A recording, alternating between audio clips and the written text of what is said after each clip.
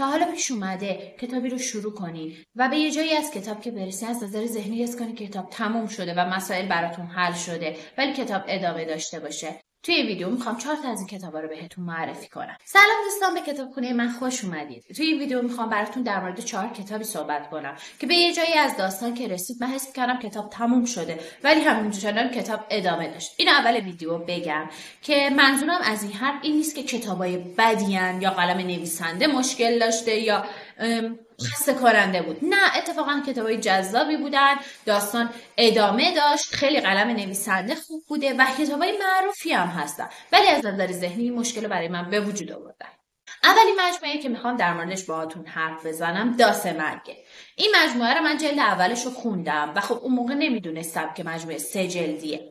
وقتی جلد اول رو تموم کردم خب همه چی به سرانجام رسید، داستان تموم شد، اتفاقا مشخص شد، تکلیف هر کسی مشخص شد و داستان تموم شد به نظرم.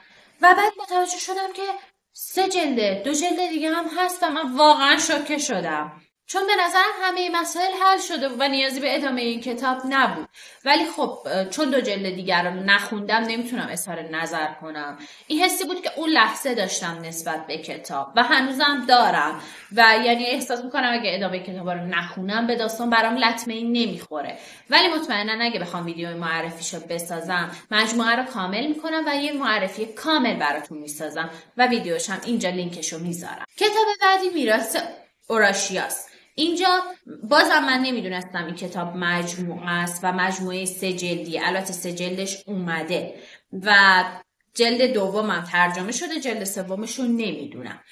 توی کتاب مجهول داشت، یه سری چیزا جواب داده نشد، سرانجام همه شخصیت ها مشخص نشد ولی چون اون موقع من نمیدونستم بازم احساس نیاز اون چنان برام ایجاد نکرد که خب حالا این چی شد؟ چه بلایی سر این یکی اومد؟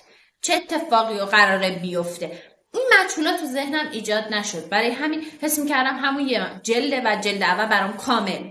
2 تا مجموعه بعدی که میخوام در موردش براتون حرف بزنم راستش میدونستم که مجموعه‌ن و با هدف تموم کردن مجموعه شروعشون کردم ولی به یه جایی از داستان که رسید واسه من داستان دیگه تموم شده بود، حل شده بود. البته بگم 2 تا مجموعه رو من تموم نکردم ولی با دلایل متفاوت که تو ادامه ویدیو بهتون میگم. مجموعه بعدی که میخوام در موردش حرف بزنم و مجموعه 4 میشه مجموعه انتخابه که 6 جلدیه و من تا جلد 4 این داستانم خوندم. ولی مشکل این بود که تو جلد 4 داستانی که از اولش شروع شده بود و تا 4 جلدم موضوعش توش وجود داشت و ادامه داشت تموم میشه. بعد یک گپ زمانی فوق‌العاده زیاد میفته. کتاب بعدی از زبان یکی دیگه از شخصیت‌ها شروع میشه و خب این باعث شد که خب من حس کنم نیازی نیست، کتاب تموم شده، سرانجام همه معلوم شده. البته مجهول توش داشت ولی من هر چقدر تلاش کردم نتونستم 2 تا جلد بعدی رو بخونم. برای همین اینو تصمیم گرفتم که فعلا بذارمش کنار ولی اگه بخوام ویدیوشو بسازم حتما 2 تا جلد دیگرم میخونم و بهتون معرفیش میکنم. فکر نکنید در 2 جلد بعدی تلاش نکردم بخونم. چرا؟ اتفاقا تلاشم کردم ولی خب ذهنم راه نداد. مجموعه بعدی که میخوام در موردش حرف بزنم طرفدار خیلی زیاد داره و ممکنه خیلی بهم حمله کنید ولی اینو بدونین این حرفی که دارم میزنم در مورد بدی کتاب نیست، اتفاقی که واسه ذهن من افتاده و ممکنه برای خیلی دیگه هم پیش بیاد. مجموعه بعدی که میخوام بگمش مجموعه درباره از خار و روزه که من جلد اول این کتابو خوندم، خیلی هم به سختی خوندمش، یعنی واقعا تلاش کردم تا تمومش کنم. اونم نه به خاطر این که داستان بد بود یا قلم نویسنده، به خاطر اینکه ترجمه خیلی بدی به دستم رسید و فوق‌العاده سانسور داشت. برای همین خیلی تلاش ذهنی از من طلبید تا جلد اول کتابو تموم کنم و وقتی جلد اولو تموم کردم داستان یه جورایی تموم شد، اتفاقایی توی داستان شکل گرفت و تموم شد.